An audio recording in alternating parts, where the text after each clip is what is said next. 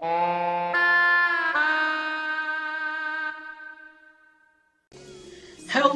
there, YouTube! It is Emperor Dalek 2000 here today to discuss Spring Valley of Nights into Dreams. This is the Steam version that I am playing. Originally, it was a Sega Saturn title, but you know, I don't have a Saturn, and I don't know anyone who did. But yeah, this game I bought for $10. Now, I think it is worth that price. Why do I think it is worth that price? Well, it's quite simple. It's quite replayable. I mean, yeah, it's also fun. I think the game needs to be fun if you want to buy it at all. Now, most of my fun, because I've already beaten this entire thing, I've gotten almost all the achievements. However, I still found myself replaying it from time to time, if only because, one, it's a great time killer. It just sucks your annoyance away. And two, well, I've wanted to get the last two achievements since I got the game. Kind of almost got all of them. The two achievements I'm missing are Paraloop Master and whatever one is that whatever it's called, where you get an A on all the missions. So how would I describe Nights into Dreams? Well, you go around on a set rail, it's full free flight on set rail, collecting blue balls called blue chips. And then you take these blue balls to these weird floating things comprised of more balls and some spiked tentacles. And you get a ball out of that called Idiot. Get the chip, get the fucking... never mind. So, yeah, and then, there you go, there's the green Idiot, I think of Growth is what it's called, I don't remember. And then, and of course, when you get the Idiot, the blue chips turn yellow, because it's time for bonus chance. And you see me flying through rings, also comprised of balls.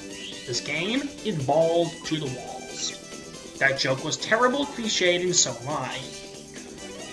Anyways, at the end of every mare, which is what the laps are called, you get, of course, your score. Now, I get a C on everything except for lap 3, which is where I get an A, because of, well, you'll see soon enough. See this here? This ring here is an acrobat time ring.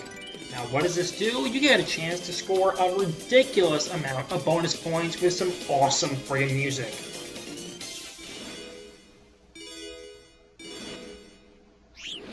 Hell yeah, superb 10. Anywho, why did I pick this game to play of all games I have on my Steam? A couple I have. For one thing, a level in this game doesn't take very long to complete. Every single lap has a time limit of 120 seconds. Every time you get hit, you lose 5 seconds off your timer, and when your time limit runs out, you have to go around, get back to the Knight's Cage before this egg-shaped alarm clock gets to you. Very simple. Also, of course, you have your HUD. Of course, on the top right, you have your score, which is something you want to increase. I'd actually recommend... Fuck, got a text message. I'd actually recommend, going through a lap multiple times, because there's no time bonus here. You can cut it very close on the time limit, and you can cut the time limit very close, and you'll still get a ton of points without losing anything. See? Dreaming. There's an achievement for getting that. Yeah, in the middle you have your time limit. On the left, you have your amount of blue chips you have. Of course, acrobat time is a thing on the music fight. Only 5, jeez. And on the bottom left, you have your boost meter. On the Steam version, use ASD and W to move around.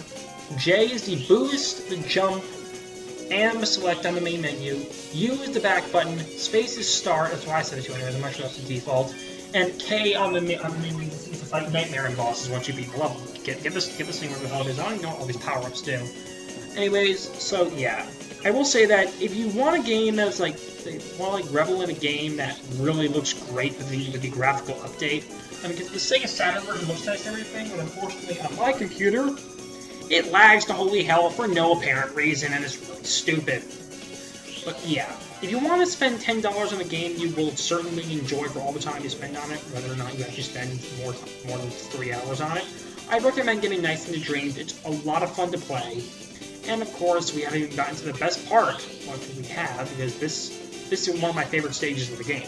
There's only 7, but whatever. And of course, once you clear all 4 mares, you're evaluated on your 4 scores. I gotta be here. You go to your background, and you fight your boss. And the boss of this level is Gilwing. There's actually an achievement in the game, the Paraloop Master, for getting his entire tail in one fell swoop. Now, I don't know how to do that, so I instead go for his chin. Now, if you go too fast, you'll end up taking damage. Now, this is the fastest I've ever cleared this boss fight in this footage. And it's quite amazing for me, actually, because I suck at this game. I guess I made up for it by getting constantly stuck on the floor. Why do I suck at games so goddamn much? Anywho, so yeah, just a couple more hits and he'll be down and done for. Also, this version contains the awesome Christmas Nights thing. Great way to get yourself in the holiday spirit in case you're into that kind of stuff, and it's so funny. Miss Gilling defeated, 77 seconds left, not bad. Go from 73,270 after doing some spins. Multiply by 1.4. Happy me. And I go to 102,578. Not too shabby. Final rank is B. That's the best I've ever gotten on a regular level, rather than the final level, Twin Seeds. So, yeah, that's about all I have to say on the topic of Nights into Dreams. If you want me to play more Nights into Dreams, let me know. Leave a comment, or just tell me if you want me to do a different level. Remember, after only 10 minutes, though. Emperor2000 signing out, saying toodles. Once the footage ends. Bye-bye.